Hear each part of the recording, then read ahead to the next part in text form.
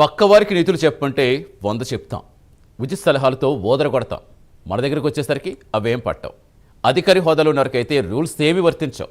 సూర్యాపేట జిల్లా కోదాడ పట్టణ సీఎస్ శివశంకర నాయక్ తీరు కూడా అలాగే ఉంది. రోడ్డు భద్రతపై ప్రజలకు అవగాహన కల్పించే బైక్ ర్యాలీలో సీఐ బాధ్యత మరిచారు. వాహనదారులంతా హెల్మెట్ పెట్టుకోవాలని మైక్లో ఓదరగొడుతూనే తాను మాత్రం నిర్లక్ష్యంగా వ్యవహరించారు. హెల్మెట్ లేకుండానే బైక్ డ్రైవ్ చేసి కెమెరాకు చిక్కారు.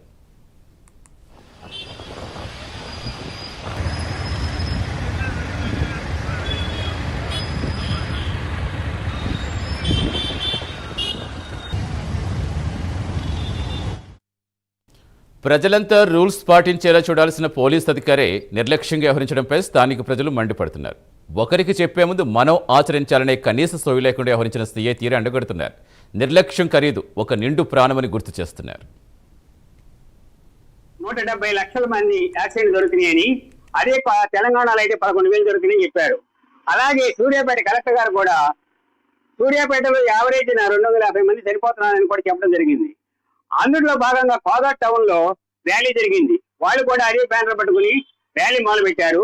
ఆ ర్యాలీ మొదలు పెడితే ఎవరైతే స్టేషన్ ఆఫీసర్ ఉన్నాడో సిఐ గారు, ఆయన ట్రాఫిక్ పోలీస్ స్టేషన్ కూడా ఆయన అధికారి, టౌన్ పోలీస్ స్టేషన్ కూడా ఆయన అధికారి, ఆయన కింద 3 ఎస్ఐలు ఉంటారు, కొంతమంది కానిస్టేబుల్ ఉంటారు.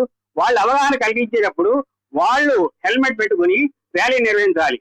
అలాంటిది వాళ్ళు హెల్మెట్ పెట్టుకోకుండా, ఒక సిఐ గారు పెట్టుకోకుండా మిగతా వాళ్ళందరూ పెట్టుకున్నారు. వాళ్ళు ఎలాంటి మెసేజ్ ఇస్తున్నారు సొసైటీకి? వాళ్ళు ఎవరైతే ఉన్నారో కలెక్టర్ అయితేనేమో 4 వీల్ ఎక్కగానే సీట్ బెల్ట్ పెట్టుకోవాలి. ఆర్డీఓ గారి కానీ, మేజిస్ట్రేట్లు కానీ, ఎగ్జిక్యూటివ్ మేజిస్ట్రేట్లు కానీ, లేదంటే ఎస్పీ కానీ, డిఎస్పీ కానీ సీట్ బెల్ట్లు పెట్టుకోవాలి. వీళ్ళు కనుక బైక్ ఎక్కితే, ఎవరి బైక్ ఎక్కినా సరే, ఆ ఎస్పీ గారు బైక్ ఎక్కినా సరే హెల్మెట్ పెట్టుకోవాలి.